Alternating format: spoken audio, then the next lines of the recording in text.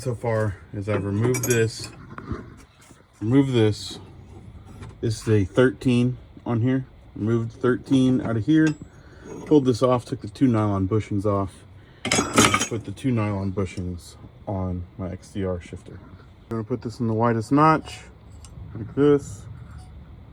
Then you put this seat or this clamp. We're gonna drill 2 1/4-inch holes in the guide right there. I installed these bolts, and I'm ready to. I put the retaining clip back on, and then I'm ready to put this on. And it's done.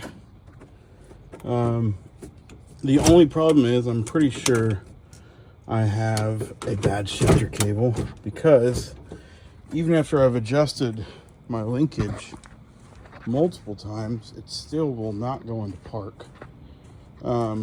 So even though this shifter cable is brand new, it still won't go into park. But everything else works fine, goes into gear fine. Low, it reads everything just fine. But getting it into park, that's as far as it'll go, unless I like jam it like that.